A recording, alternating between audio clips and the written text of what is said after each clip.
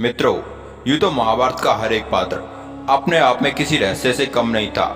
फिर बात चाहे पितामह भीष्म की हो या गुरु द्रोण की, अंगराज कर्ण की हो या फिर अपने बुद्धि बल पर समस्त कौरवों को नचाने वाले मामा सुकनी की, हर एक पात्र अपने आप में एक विशेष खूबी रखता था।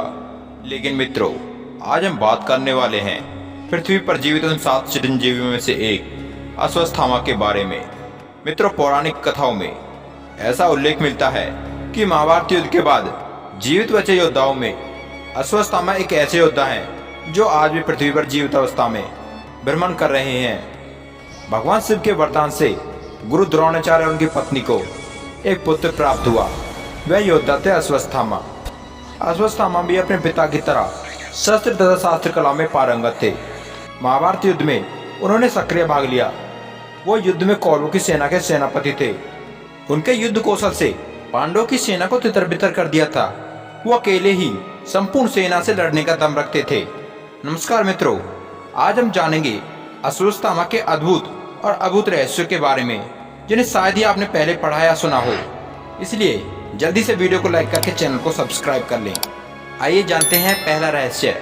मित्रों, अश्वत्थामा का जन्म भारद्वाज ऋषि के पुत्र द्रोण के यहाँ हुआ था। उनकी माता श्रेगवान की पुत्री थी जिनका नाम कृपि था।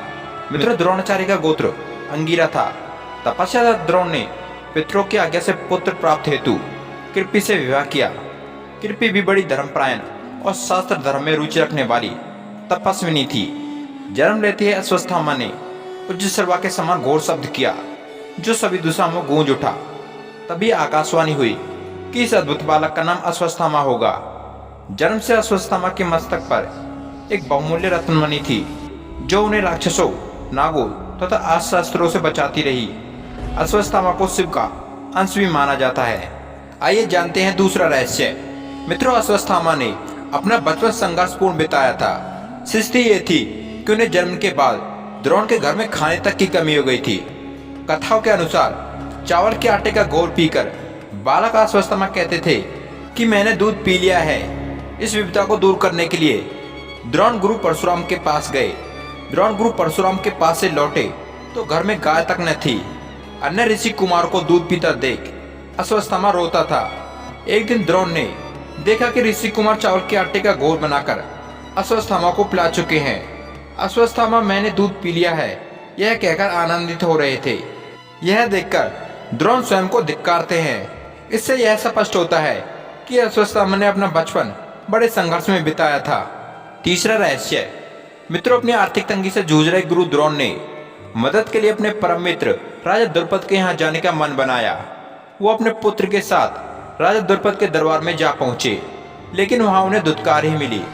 द्रोणाचार्य ने राजा द्रुपद से कहा कि मैं तुम्हारे बचपन का मित्र हूँ। यह सुनकर राजा द्रुपद ने उनका अपमान किया। राजा ने कहा, तुम एक साधारण ब्राह्मण हो और मैं एक राजा, हमारी कभी मित्रता नहीं हो सकती। और यह सब होता हुआ अश्वत्थामा ने अपनी आंखों से देखा। हालांकि बाद में पांडवों ने अपने गुरु दक्षिणा में राजा द्रुपद का राज्य छीनकर गुरु द्रोण को दे दिया था। चौथा रहस्य।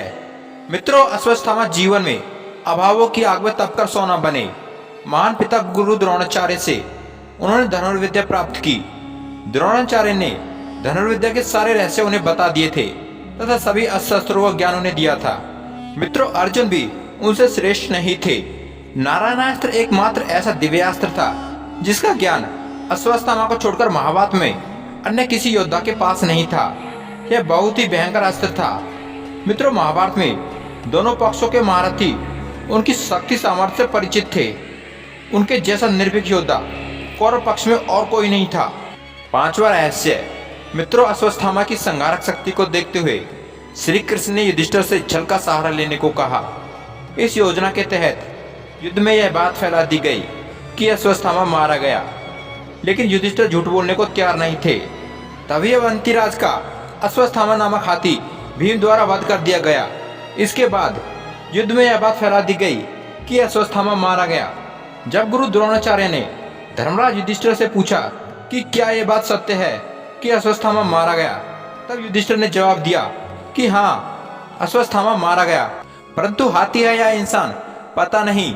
श्री कृष्ण ने उसी समय शंखनाद किया। शोर के चलते गुरु द्रोणाचार्य को आखिरी शब्द हाथ ही नहीं सुनाई दिया और उन्होंने समझा कि मेरा पुत्र अश्वत्थामा मारा गया। यह सुनकर उन्होंने अस्त्र शस्त्र त्याग दिए और युद्ध भूमि में आंखें बंद कर शोक में डूब गए। यही मौका था जब गुरु द्रोणाचार्य को निहत्था पाकर द्रौपदी के भाई धृष्टद्युम्न ने तलवार से उनका सर धड़ से अलग कर दिया। यह समाचार अश्वत्थामा के लिए बेहद दुखद था। पिता की छलपूर्वक हत्या के बाद अश्वत्थामा ने युद्ध के सभी नियमों को तोड़कर किनारे कर दिया। छठा रहस्य, पिता की छलपूर्वक हत्या से दुखी अश्वत्थामा क्रोध में आकर नारायणास्त्र का आह्वान करते हैं, जिसके चलते एक ही बार में संपूर्ण पांडवों तथा उनकी सेना को समाप्त किया जा सकता था।